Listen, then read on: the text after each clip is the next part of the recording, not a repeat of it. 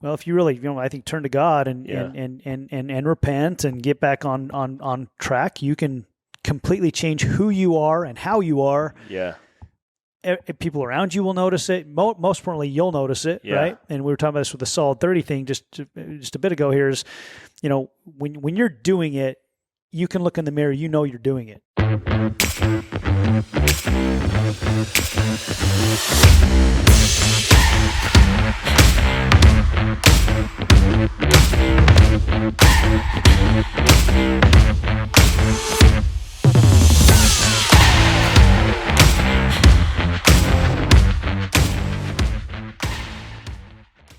Hey, everybody. Welcome to another episode of the Solid Podcast. We are on episode number 60. Kind of crazy. It's awesome, man. So awesome. Jeff and I just had a discussion today about a lot of current events. We talk a little bit about Solid 30. You'll hear that. Also, just so all of you know, we do have a website now, thesolidpodcast.com. You can order hats and shirts on there. This one I'm wearing will be on there shortly, but we've got some with the black hats and black shirts right now, and we'll add more gear on there as well. But if you'd like to support us on that, those items are on there, as well as just a little bit more about us and about the podcast. Also all the details of Solid 30 as well. If you haven't had a chance to do that challenge, we encourage you to do that and share with us the experiences you have with that, just like we kind of talked about today. So good discussion today. Yeah, man, it was awesome. All the way from current events happening to lessons we can learn in life. And I think the beginning of the conversation we had today wraps up at the end with a lot of great life lessons that I think we've learned that hopefully will impact people's lives in a positive way. Yeah, I think so. It's been awesome. I think so. Well, if you would, like and subscribe, give us comments, let us know what you'd like to see different. If you have any guests you'd like to like us to have on, let us know. We will reach out to them. We've got several people we've reached out to just through the summer months where some of them, our schedules aren't lining up yet, but they will. And we do have some exciting guests coming here in the near future. So look forward to bringing those to you. We appreciate your support. And we will see you next time. Thanks, guys. Welcome back, everybody. It's been another week has passed us by. Yeah. And we've had some pretty, I think, good guests on the last couple of weeks. We have. Some more just important, I guess, the last two, Eric Mutzos, and then we had Trent Staggs on. Yep. Which were good. And we just finished up our Solid 30 challenge as well this last month. It's actually almost mid-July now. Yep. Heat of summer. So I thought that was a good challenge that we were able to be a part of and kicked off. And it's something that I hopefully can be an ongoing thing that people might want to give a try if they haven't already and implement it. But how'd it go for you? What are your, just to give everybody some updates on Solid 30, what did it mean to you? How did it go? What'd you learn from it? Yeah, I mean, it went good, man. I think that all of those things, as we developed those things, the one thing I didn't do, which I added in, was contacting someone that I haven't talked to for a while. Yep. Which I had to be pretty intentional about it. Yeah, I did too. And what's cool is I had reached out to quite a few people, obviously 30 people that I hadn't talked to in a while. And some of those people, like one of them I had sent a letter to, and they didn't even know about Solid 30 because they're not on social media. And they had sent me a letter as well. So I had received a letter the same day or the next day after I had already sent one out. So it was just kind of cool. So it was like this cool communication. Wow. And just like, wow, like what are the odds, But then I had other people that are just like, man, I've been thinking about you. I'm so glad you reached out. So it was really cool. I think that for me, just connecting with other people, and there was one person that I'm so glad I called because they were actually going through some challenges in life. Their brother had passed away, and it was just like this perfect moment for me to call, Yep. It was just good because I was able to let them know, hey, I care about you. You're like a brother to me. And if I wasn't doing this challenge, I wouldn't have done that. And I needed to, so it was good. So I think it was awesome for me, man. All the other stuff I do anyway. Mm-hmm. So it was kind of cool to actually be able to share these habits and then see other people that were doing the challenge with us start to do those habits. And when it was done, they go, hey, I'm just going to keep doing this. Yeah. It was really cool. Yeah, I agree. And I think journaling it too was helpful, you know, and because you always do your personal study or your personal self-improvement stuff. You do your physical improvement and your mental mental improvement, and then to be able to be intentional about, okay, what did I really get out of today? Yeah. And just journaling, I think, is something that I don't do enough of. Yeah. And I think journaling is something we should do every day. Yeah, I think writing stuff down is powerful. There is something powerful in the pen, when you write it down and then reading it back too. Well, I mean, we all love to, those of us have ancestors that left journals behind. We all love to go through and read through those, and we learn a lot from them. Yeah. And what are our kids going to learn from us? Yeah. And we do have social media now, which I guess, that's a form of journaling, because you can kind of see what's going on in your life. But you know what? People probably aren't going to share their most private, intimate things on social media. Right. And that's where, it'd probably be good to have a journal for stuff that you want to keep personal, that, down the road, your kids can read and even you can go back to and maybe you're going through something later in life and you can refer back to a time before when you were maybe going through something similar and learn what you did, Did that in business all the time. Yeah. What worked back then, and how did I get our business moving again? And so I thought that was a cool part of it, is having to post. It wasn't just a show off, but it was hey, here's what I did. But it kept me, I guess, more in tune with what I was, like I say, more intentional about all the different F's that I was doing every day. Mm-hmm. I would agree with the friendship one of making those phone calls. One particular call that I made could potentially end up turning into like my next big move in life right now. That's awesome. That's how that happened, huh? Yeah. I didn't know that. That's cool. Yeah. So that will be, I believe, will be a huge blessing. Just someone I hadn't talked to in a long, long time. So I'll talk more about it later as things come together. But that was really cool. But I would agree with you. That was one of the things that I didn't intentionally do every day. And I don't want to say stopped doing the solid 30, but since I stopped saying I was doing it, I've continued to do those things really. And just because it's been a blessing. So that was good. I also, another contact that I made, I talked to someone who's my age, a little older than you. Yeah. Hey, you're a lot older. Decided to go back. Yeah, I know, right? Decided to go back to medical school in their 40s. Yeah. And it was so inspirational to me because it's never too late. Right. And so they're going to go through medical school. They already did well. They did well before going back as far as in their career. Yeah. But it's something that they always wanted to do and decided. So they're 2 years in now. He's got another 2 years and then he's got residency. Yep. But he's got a game plan. Going to be, and we're not talking about we're talking about like a real medical doctor, not like a, what are you, like a Ross on Friends doctor, but like a real, and so he's got a course laid out. He knows he's going to be a radiologist, and he wants to be. You would like this because as a radiologist, you can actually be on your catamaran and look at images anywhere in the world with all the new technology Elon Musk has out there now, right? Yep, Starlink. Yep, yep, and he can do all of his work there and make really good money. I mean, I think right now there's a big shortage of doctors anyway, right? Because of all the bureaucratic stuff out there. So anyway, cool to like meet or see him. It's been a long time since I've seen him and talked to him and make that connection recently.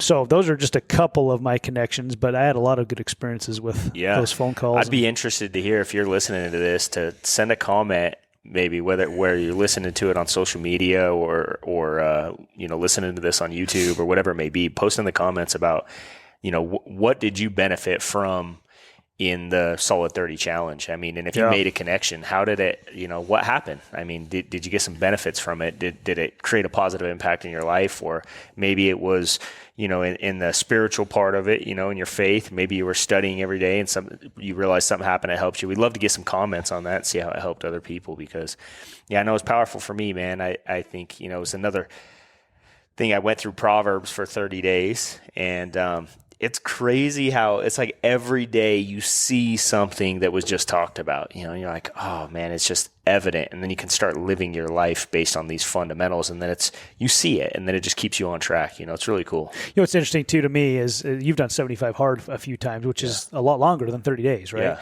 And even just doing the Solid 30 challenge for 30 straight days, it seems like there's times throughout the month I'm like, am I still doing this? Like it felt like it was taking forever. But then once you're done and you get done with it, it's like now these new habits are just there and you almost don't need to even think about them now. And you go, man, they enhance my life. I'm going to continue to do them. Yep.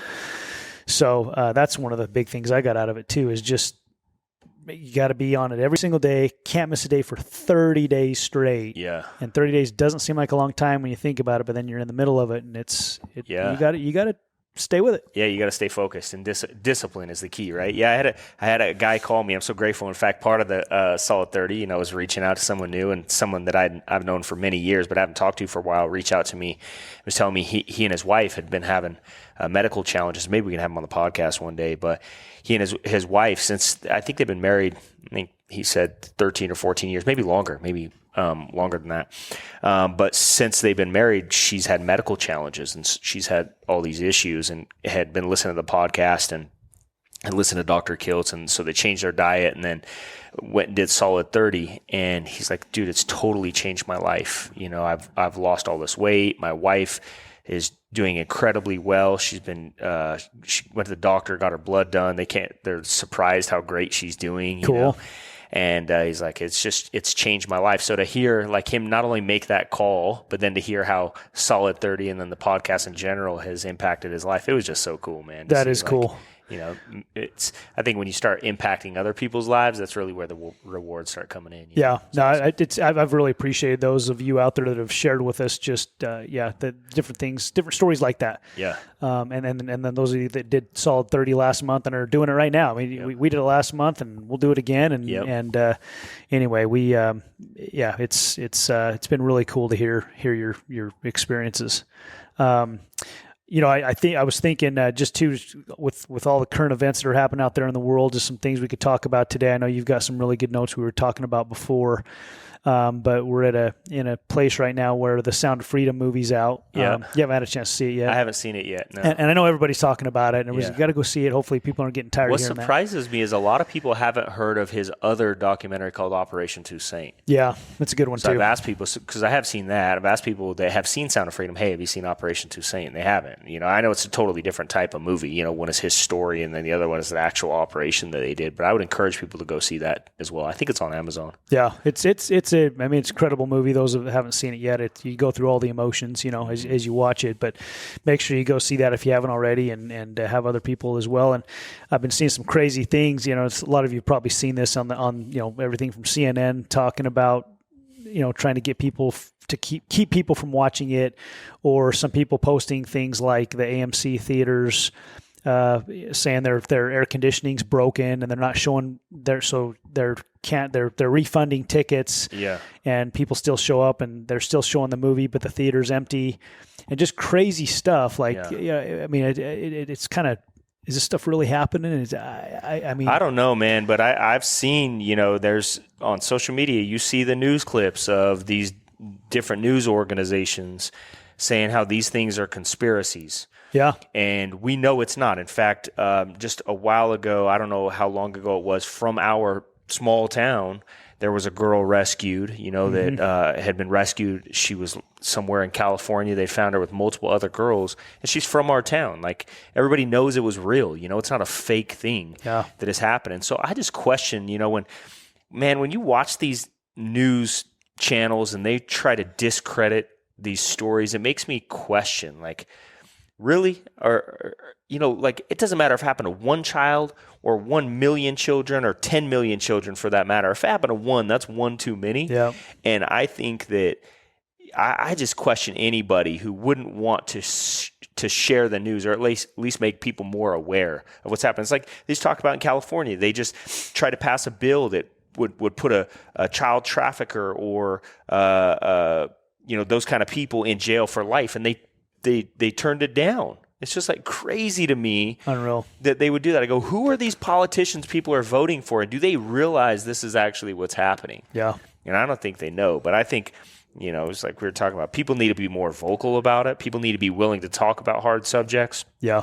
And when it comes to kids, I just hope that maybe this is a subject that will unite our country. That people, everybody loves their children. Yeah. So maybe they can get united over, like, hey, we need to protect kids. I hope so. There's a lot of things that happen that people are just unaware of. Jim Caviezel was just on Charlie Kirk's podcast, and really good short little interview.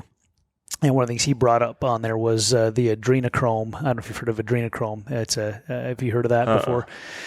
So it's a chemical that can be made synthetically or it can be made like naturally. And adrenochrome is basically a drug that, from my understanding, and you guys can all fact check this, but when you take it, it gives you youthful, like it helps you maintain your youth, right?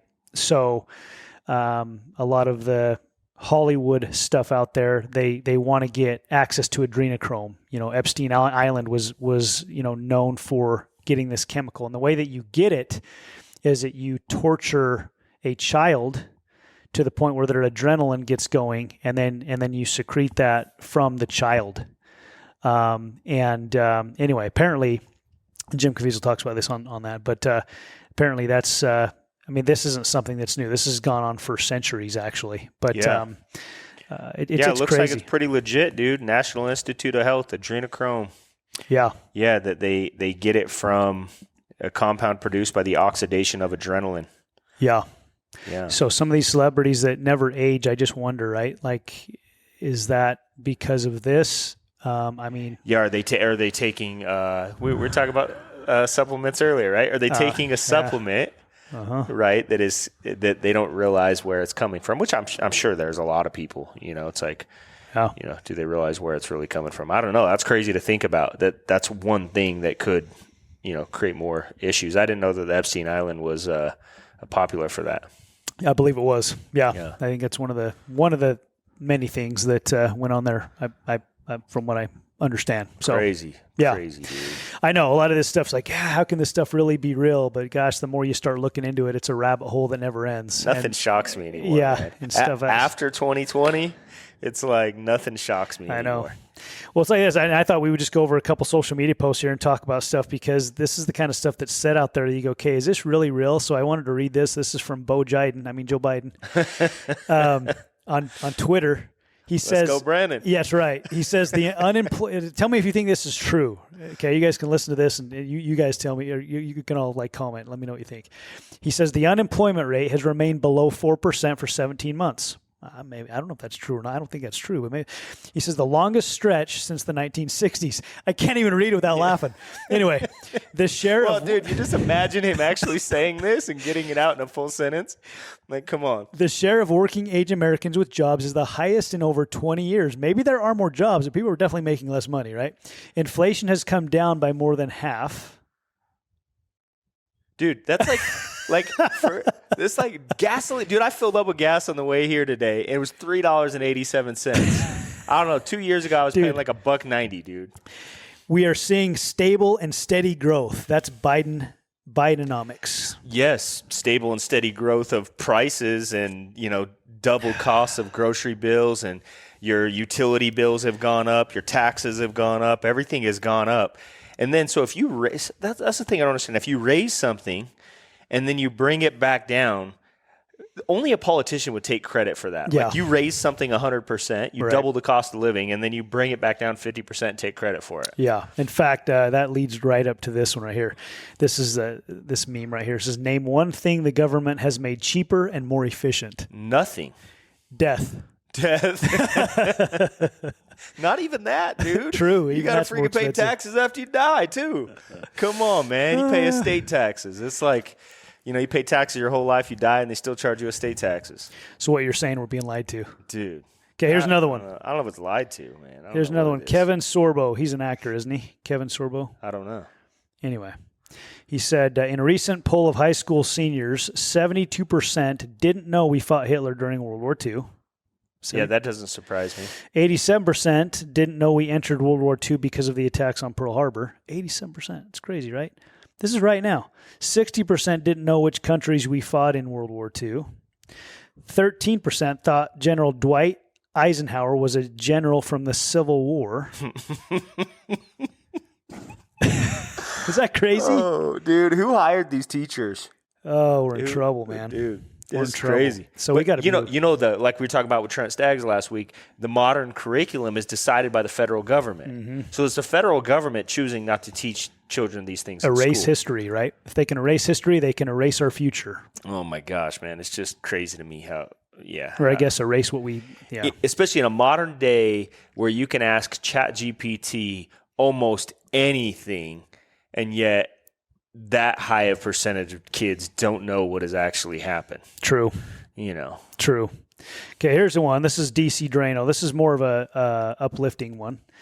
It said, the number one woke beer company, the brand has been destroyed because they're woke, right? Yeah. The number one woke supermarket, stock tanked. Yep. It's a good thing, right? That means I think, $28 billion loss? I think so. What one was that? Do you know? Target. Was it Target? Yep, Is that considered a supermarket? Number one. That's what they are, yeah. Number one movie exposes child trafficking. So that's good, right? We're supporting number one that. in the world. That's awesome. Beat Indiana Jones by Indiana Jones cost like $200 million to make, and Sound of Freedom, thanks. Only cost, I can't remember what the number was, like $15 million? Yeah. So it was $15 million? Yeah. And it's still number one. Oh, yeah. Baby. By far. That's what I'm talking about. The number one social media app allows free speech. That's is that the Threads? Is that what he's talking about? I don't know. Twitter. Is that Twitter? Okay. Twitter. Okay. Yeah, because Elon Musk decided that, he was going to allow free speech. I mean, he was going to allow anybody, he said, I'm going to allow anybody to post pretty much whatever they think, Nice. Number one court reversed Roe versus Wade. That's a good thing. Yep. Number one GOP candidate, President Trump. I think that's a good thing. People could argue that one. But number one state legislative, I mean, compared to who else we have to really go, I don't know. That's a whole nother topic. I can't believe that this great country, we were just talking about this, we're talking about it in our city, right? Yeah. Out of all the incredible leadership we have, the best we have to choose from is who we've got right now. Yeah, same thing in the United States. The problem is politics is so jacked up. The thing is leaders don't want to be there. That's what we think is all we have to choose from. Obviously, we have great people to choose from, but none of them are going to run because why would they? It's so corrupt. Yeah.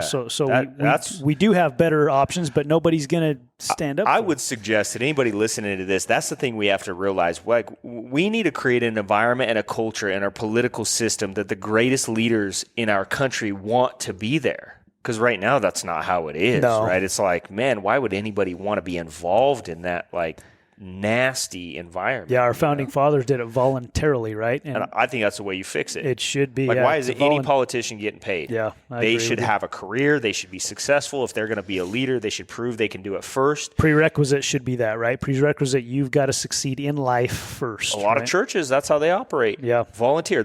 You look at some huge churches around the world operate almost all by volunteer. Right. And so if a church can do it and succeed, I think a country can as well. And our country was founded on that philosophy. So I think that's the first thing we got to do is stop paying these career politicians. Right. If you really want to serve, then serve. I agree.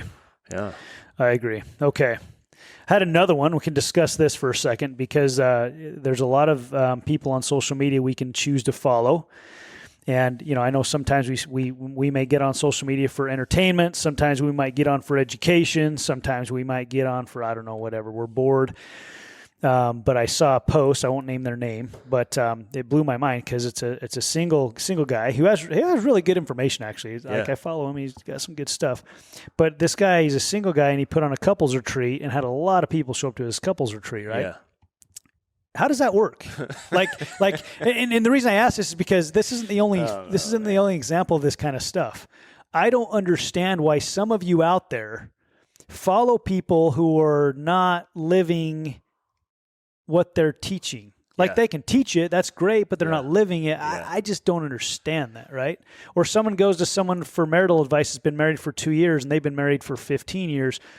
I don't understand that. So I don't know. What do you think? I mean, am I crazy or am I being? No, you're not. You're not crazy. I think that there's value that people can get from anybody, but you just have to remember that if you're taking advice from somebody, you're expecting a value exchange, and usually that exchange is their lifestyle if it's information, right? I would think so. Yeah. So if somebody's not married, there's it's you just can't know what it's like, especially Kelsey and I have been together now for I think 18 years.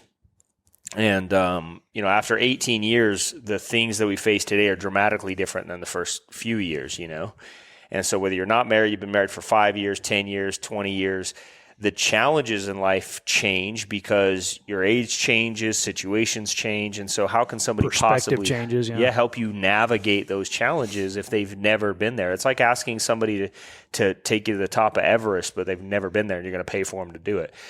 It doesn't mean they can't guide you to the top. They might, and they might do it successfully, but it's a lot riskier than taking or paying a guy who's been there multiple times. Yeah, I agree. So that's kind of how I look at it, is like, I don't want to take advice from somebody who hasn't been where I want to go. It's like, I always look at that. It doesn't matter with their financial life, their spiritual life, their marriage, whatever it is. Like, okay, if I'm going to take advice from you, I got to be willing to trade that life in my life. I got to be willing to say, okay, I'd be willing to have your life in my life. Amen. Yeah, I think, we really work hard to do that on this podcast, right? We really work to, hopefully we don't give instruction or any, I don't know if you want to call it advice or whatever on topics that we don't live ourselves. Right. I hope we don't do that. If we do that, we apologize, right? Yeah, I don't think we do. Yeah, I don't think so either. We've had guests on that maybe we don't, or aren't the same as them, and that's fine, but they're guests. That's why we bring them on, so other people can have different perspectives.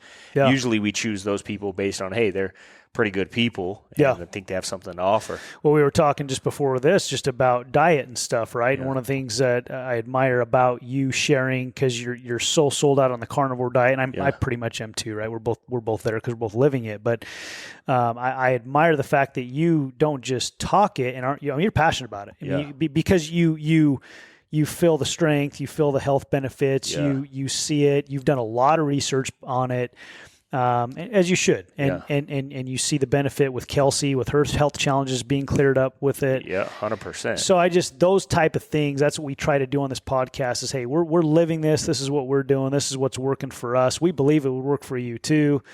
But you live your life, you do it the way you want to do it. And like you say, we have guests on that we hope can enhance that we learn from. Yep. And we definitely don't have all the answers, but I would encourage, I don't think anybody has all the answers, but I would encourage anybody that's listening to this podcast or listening to podcasts in general, always be thinking about, all right, if I'm going to take this advice or I'm going to do this, to remember there's always going to be a consequence, whether positive or negative, of our actions, right? Mm-hmm. And so we just have to know what those things are. And so I don't think, when it comes to diet or when it comes to life, we can't see the future. We're not in control. God's in control, and all we can do is do our best. And, so I think that what we have to be careful of is having these stances where we know we're 100% right, because we're just not, like 10 years ago I was a vegan. 10 years later, I'm a carnivore. Yeah. So it's like, how am I different then than I am now? Well, all I can do is share my experiences then versus now. Right. And that's where I think the passion comes from, because I'm like, I've been there and I was open to it and I was there and I was open to this and I was actually very skeptical. And by the way, you're still open to learning more even from a vegan right now. Yes. You're still open. We were just talking about that, and we're talking about we should maybe see if we can get a guy like Rich Roll on here who's a vegan ultra marathoner and just hear his side of it, right? Yeah. I mean, maybe he's got some things, I'm sure he's got some things we can learn from. Absolutely. So there's a lot of smart people in this world. Yeah. There's also a lot of smart people who never actually did anything with their lives, and a lot of dumb people who became very successful, and then vice versa. You know what I mean? So that's why I think it's so important to just learn. I've always had just this desire to just learn and get better and kind of treat life like a sponge. I just squeeze out what I don't need and keep what I do. Mm-hmm. And if it can make my life better, I'm going to use it. And if it doesn't make my life better, I'll get rid of it and move on. Yeah. And I think that's a great way to live anyway. I mean, we our past does not equal our future. Right. And we're just studying Saul right now. Saul becomes Paul, right? Yep. And what a change, right? He became a new creature, and a complete new creature. We can all do that. That's just cool, right? So you might go, I got some things in my life that I'd like to improve or change, and what's cool, you can do it. Even if there's some things you're doing that are really wrong right now, or you've wronged a bunch of people or whatever. Well, if you really, I think turn to God and repent and get back on track, you can completely change who you are and how you are. Yeah. People around you will notice it. Most importantly, you'll notice it, right? And we were talking about this with the Solid 30 thing just a bit ago here is, when you're doing it, you can look in the mirror, you're doing it. Yeah, absolutely. And the most important person in the world to know that you're making a change is you, right? Yes. And nobody can, and Art Williams just say this all the time, you can't lie to that guy or that gal looking back at you in the mirror. Yep. So, I mean, the older I get, the more I see how important that really is. When I'm doing the right things when nobody's watching, I'm a different human being. Well, it's because that's where your self-esteem comes from. Yep. Right? It's those commitments you made to yourself in a moment, and then you fulfill those commitments, and then your self-esteem raises because you go, I deserve this, or I deserve to be successful in whatever area of life. I've worked hard for it, and it didn't have to be in front of the world. That's self-esteem. I've said this in the past, that it is the most crucial indicator for success in anything in life, is you having a good self-esteem. And that means you got to make a commitment to something, and not, a lot of people say, oh, we have to share it with the world. I think there's some positives to that. But I think the most important thing is, like you were just saying, it's what are you doing when nobody's watching? Yeah. And to yourself is what matters, because people can just feel it, man. You don't have to say anything. I saw this post the other day about being in physical shape. People know that's not something you can go buy. It's something you have to work hard for. And there's this respect that people naturally, intuitively, we see somebody in good shape. You don't have to go, oh, that guy works hard. You just know, whoever it is. What is it, like hard. 1% of the population has a six-pack? It's something really low. Probably less than that, but yeah, it's ridiculously low, especially in this day and age. 1% is still quite a few people, actually, if you take the population of the world. True. That's probably statistics, right? Yeah. There's a crazy book that I would suggest everybody read.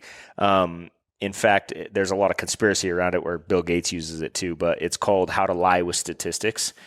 And so it teaches you when you learn about math and you learn numbers and you realize like 1% of 7 billion people is a lot of people. It's a lot of people. So if you say, hey, 1% of men between the ages of 18 and 50 having a six pack in the United States, it's totally different than. So there's 2 people in this room, maybe 3. Mal might have one too. Mal definitely got one. Okay, for sure. So we got 3 people in this room. We're 100% in this room, six packs. See, there you go. Dude, carnivore, if that doesn't make everybody subscribe and then make this podcast go viral, I don't know what 100%, will. 3 for 3. Hey, I read this morning. I thought it was kind of goes along with this stuff. It hit me. Despair. Like a lot of people feel despair right now, right? Yeah. And so this really hit me. I'm like, man, this is the answer for people that are in despair. I mean, we've all been there. Despair cometh because of iniquity. Whew. It's like deep. Yeah. So what is it if you're feeling despair? What iniquity are you, I guess, causing in your life that you need to clear up and clean up? That's the hope in your life, right? Just so people know, Yeah, look up iniquity. Did you look it up? Yeah, okay, what does it say? I think it's always good to give a definition versus just what we think it is. It's immoral or grossly unfair behavior. Okay. So it's just, bad behavior. Right? Bad behavior. That could be anything from diet to immoral stuff to, whatever. It could be. It says similar words are wickedness or sinfulness. Okay. Immorality, a vice, a crime. Maybe addiction. Foulness, egregiousness, monstrousness, obscenities. Yeah. So there's a lot of doing wrongs, offenses. So a lot of those are going to come back to what we were talking about before, is just having character and values that you can stand on. Yeah. Right? Yeah. That's deep. Read it again. So despair cometh because of iniquity. Yeah.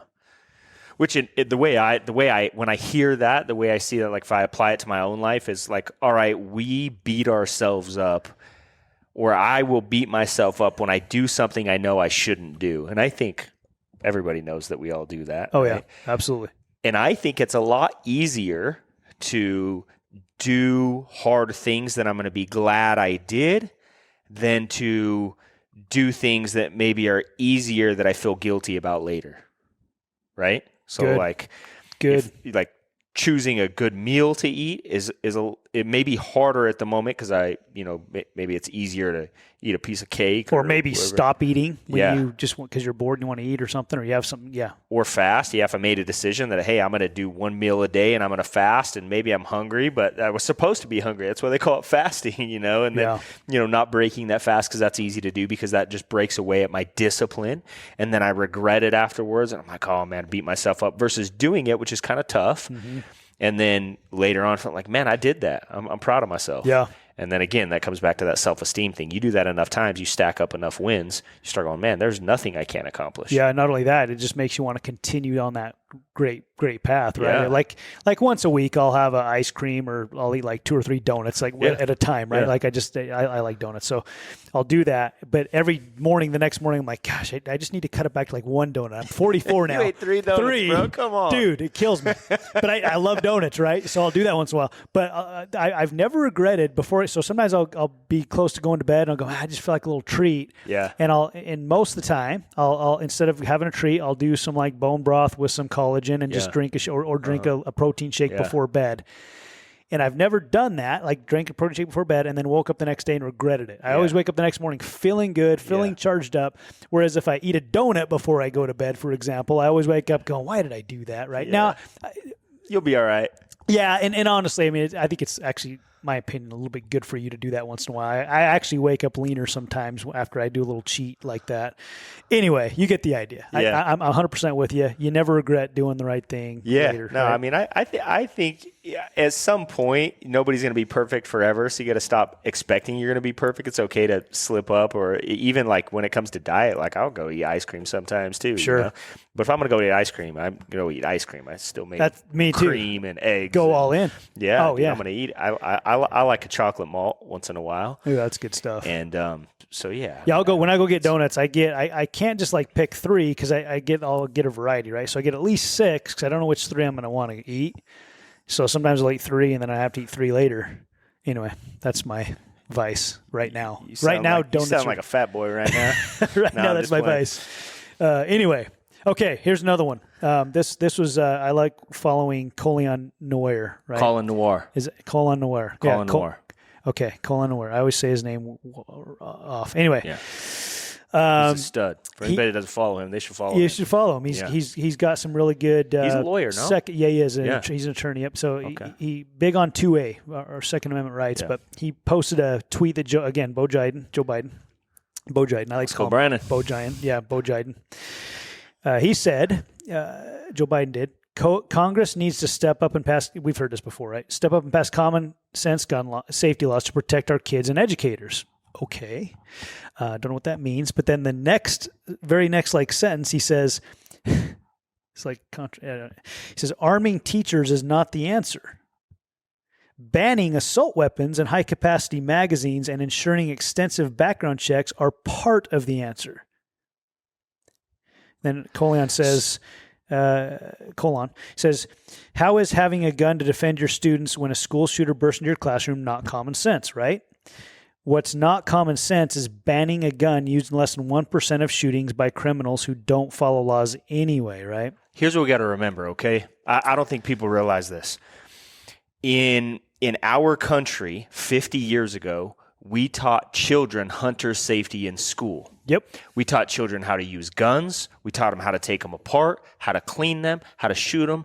Even when I was a kid, everybody had a BB gun by the time they were 6 or 7 years old, and everybody had a 22 by the time they were 9 or 10, right? Mm-hmm. And today, they don't. And so, you think about other countries. China, for example, right now, teaches kids in school how to pull apart a handgun, clean it, and put it back together. Yeah, I've seen that. Most adults in this world could not do that. Mm-hmm. If they found a gun, they wouldn't know what to do with it. They'd be scared by it, probably. Yes. A lot of people, yeah. So the problem is not the weapon itself, it's a lack of education, just like with anything in life. Mm-hmm. So I think, in my personal opinion, it's not just about arming people, but it's about arming educated people that understand that this is a very good tool to stop a violent person with that same weapon, right? You've always heard the best way to stop a bad guy with a gun is to have a good guy with a bigger one. Yep. And not only a bigger one, but knowing how to use it. That's the important thing, is because if you're trained and you know how to, that is the best thing. It makes me feel safer. Like, I'm trained. I 100%. I shoot my gun. I know how to use it. I know how to take it apart. I know how to clean it. I actively use it. Mm-hmm. I constantly am out doing drills. So it's not like I don't carry a weapon that I don't know how to use, because I think that's dangerous. And then I think it's more dangerous to not know how to use one at all. Right. Because what happens if that bad guy breaks in, drops his gun, and you don't know how to use it? Right.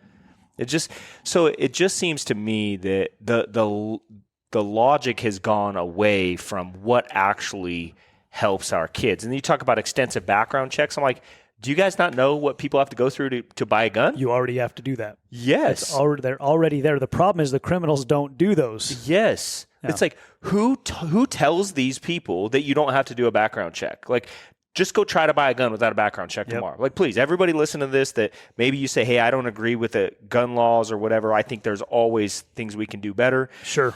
However, if you think that you don't have to do a background check, I would just encourage you tomorrow to just go try to buy a gun tomorrow. Right. Just go try to buy it without a background check. And don't worry. If you're, I don't have the money, don't worry. You won't have to spend it because you're going to have to do a background check. Right. Exactly.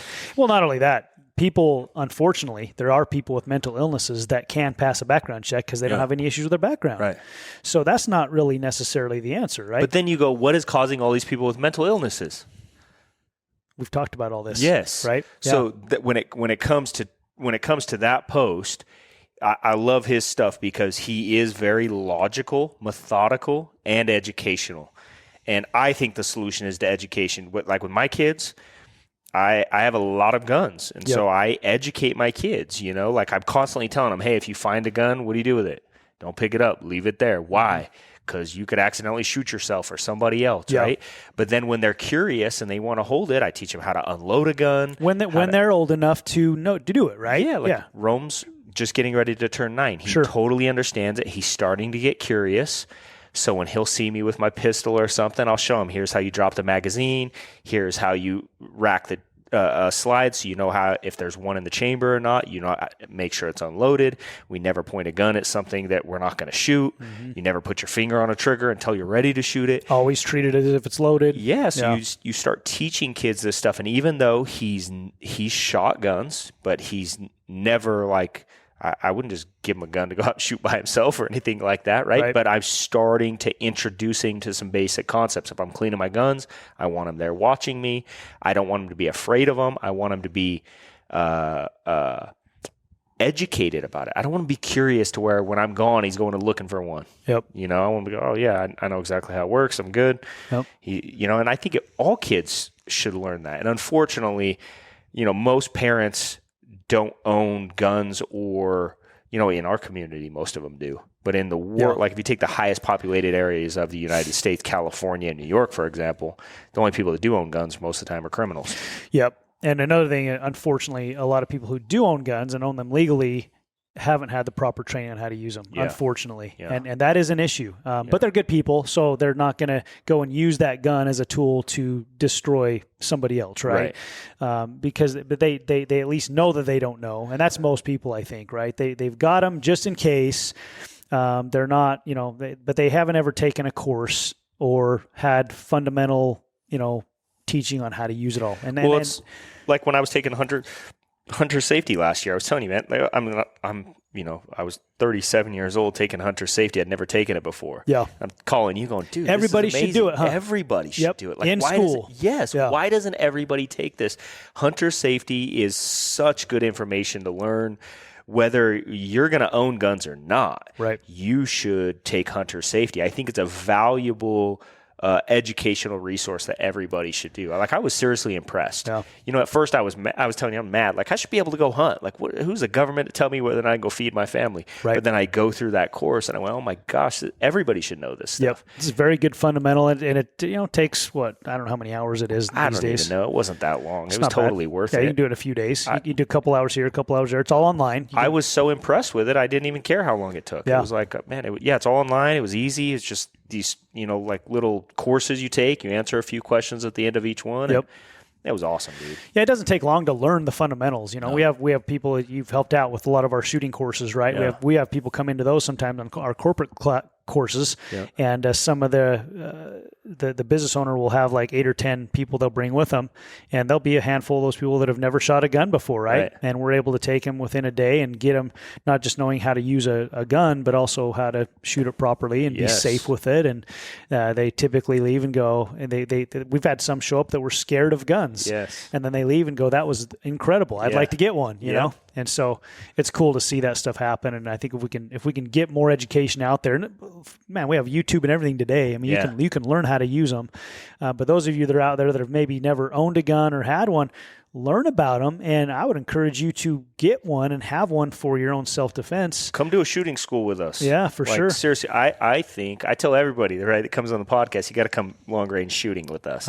There is just something special about it, man. So, yeah, if you're the kind of person listening to this, whether you love guns or you don't, maybe you're a little bit nervous, come to a shooting school with us and see what it feels like to learn these fundamentals, but also hit a target 1,000 yards away and realize, like, dang, that's a skill that I could learn in a half a day. Yeah. You know, you can – it comes back to that – one of the things that I think are very important in our lives are self-reliance. Like, can we actually provide for our families? I think as men, it's important to us is self-reliance. And so that's one of those tools. You know, the reason I started hunting was, dude, I went during COVID, I went to the grocery store. There was nothing in there. And I went, dang, I own a lot of guns, but I do not have a skill right now that would allow me to go feed my family if I had to go home. Hey, what are we going to do in like a month, dude? Dude, we're going to go shoot an elk with a bow. We should finish talking about that for a minute because that's, I'm excited about it.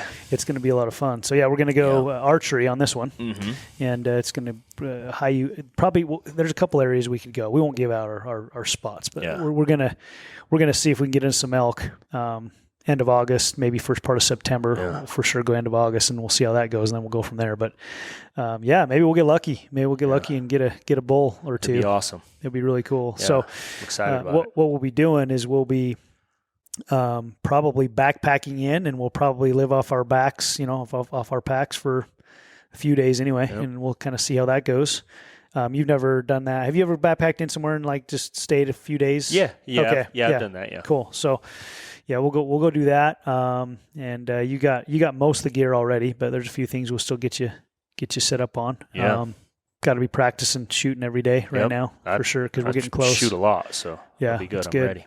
Yeah, that and then we'll hunt a bunch of coyotes this year and go from there. Maybe. Yeah, we'll see what else comes up. Yeah, it's just crazy in life. You think about that as like that one thing, going into a grocery store with no food caused me to want to learn a skill. I start learning that skill. I go, oh, man, I want to learn this too. And then it just starts building on top of it. And I start really realizing, like, again, that self-confidence and like, hey, I know that I could go feed my family if I needed to. But then you have these experiences and build relationships with people. And there's so many benefits that come from learning something. There are.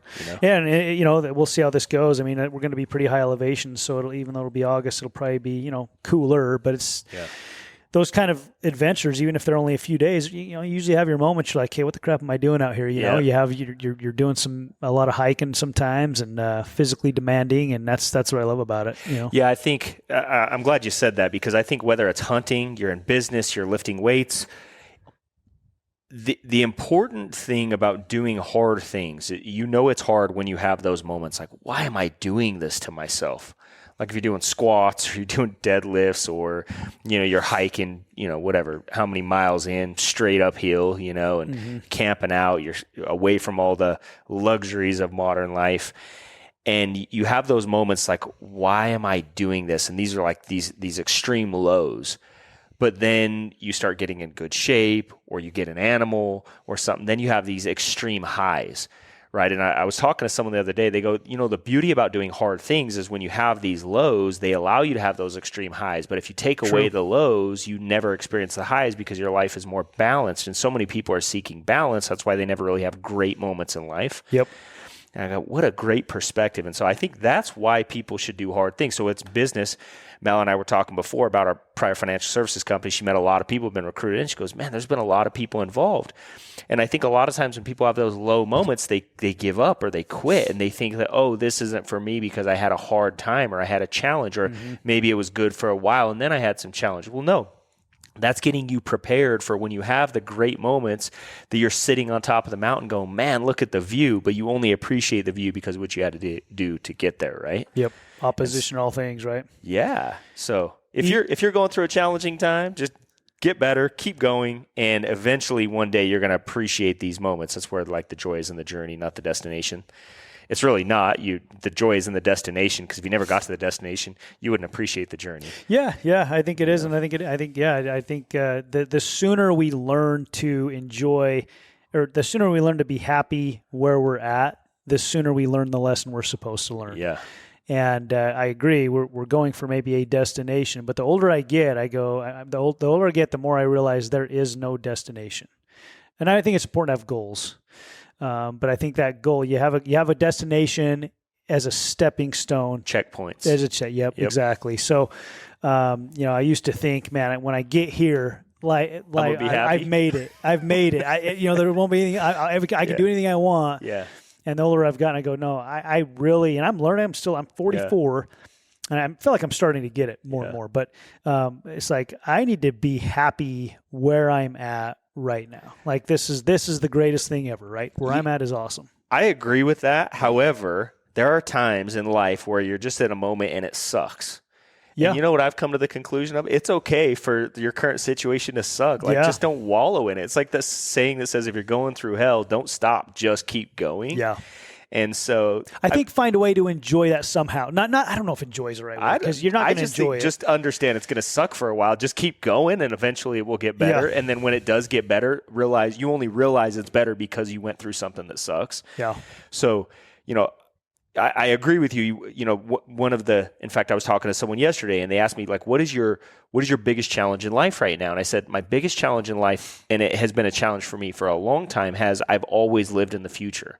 So I've always been like, I got to achieve this. I'm ambitious, right? Right. So I have a hard time appreciating what's happening now because I'm always chasing something. And so rather than like trying to be happy at every moment, just like, I appreciate where I'm at and I'm focused on getting better. I'm going somewhere, but I'm just grateful for where I am. I'm grateful I have come this far. But I also, there are days where, dude, like, working out, it sucks, but I just do it anyway because I made the commitment to do it. So I'm going to have the discipline to do it, even though it sucks.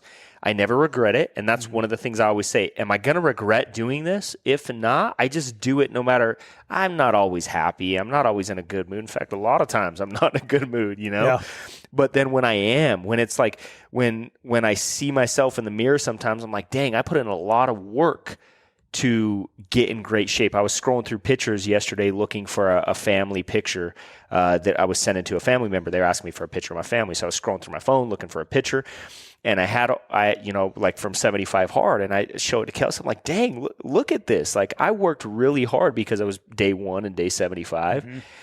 And there were a lot of days that sucked, dude. Yeah. Like, I remember we went to the Bahamas and I'm working out at the airport. I wasn't happy. I wasn't going, hey, I'm in the Bahamas. I'm happy working out at the airport. It sucked, but I made the commitment to do it.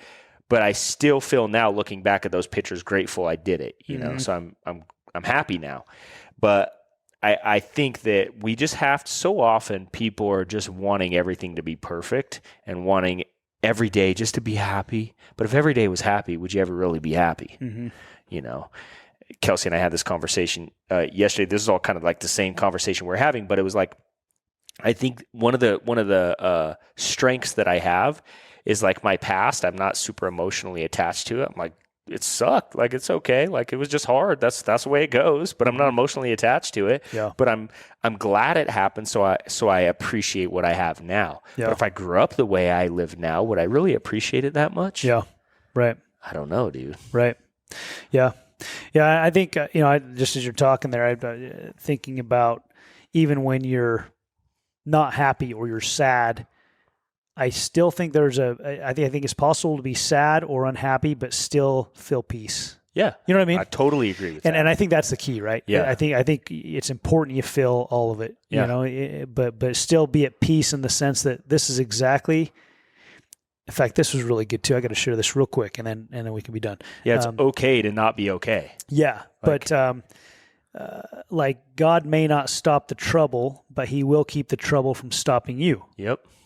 And I thought it was really good, right? And I just think that it's like Philippians. I can do. Oh no, this is it. That's Christ who strengthens me. This was it. Sorry.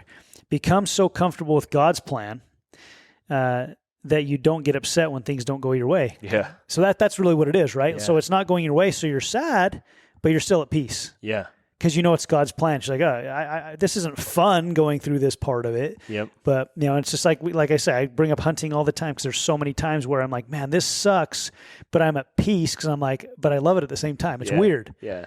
It's weird. I'm like, dude, I just There's want that this to shirt, be- right? Embrace the suck. Yeah. You know? Like I hope we kill a big freaking bull in the deepest, darkest canyon. No, I hope it's at the top so we can go downhill. But but that we have to work our freaking butts off packing that thing out, and you're going to be going, I'm never doing this again. Yeah. And then like by the time we get home, you go, I want to go again. Yeah, it was awesome. It's so crazy. Well, I think I've kind of expected that because I've told you, like I already know, like first of all, finding a bull elk. And then shooting one with a bow, getting close enough to do that. You know what and the odds are of that, by the way? Like small, yeah. Like, and then if you do, having to pack that thing out on our backs, right? And it's like, why do you do these things? Well, I think just getting better, like, does it make me a better man? And it does, yeah. And it's because of the challenge. It's because of the struggle. It's because of the skills you have to get, you know. And if you don't do the first time, you do it again, and you eventually get better. And you know, like you're saying with hunting, it doesn't matter what area of life. That's how we become better humans. It is just by getting better. And just you're talking about God's plan. The other day I was on a podcast with Caden Terry on his podcast, Psychology of Success, and we were just talking about like just submitting to God's plan, you know, and he said, yeah, you realize you're not in control, and I'm like, I don't know. You are in control of your actions and your emotions. You are in control, but a lot of times we're trying to control the outcome. But the outcome is what's in God's hands. What's in our hands, what we have control over is our attitude and our activity on a daily basis. Oh. But the reward might be different than we expected it to be. True. And so like with hunting, right? The reward, we always think, it's going to be this big trophy bull, you know?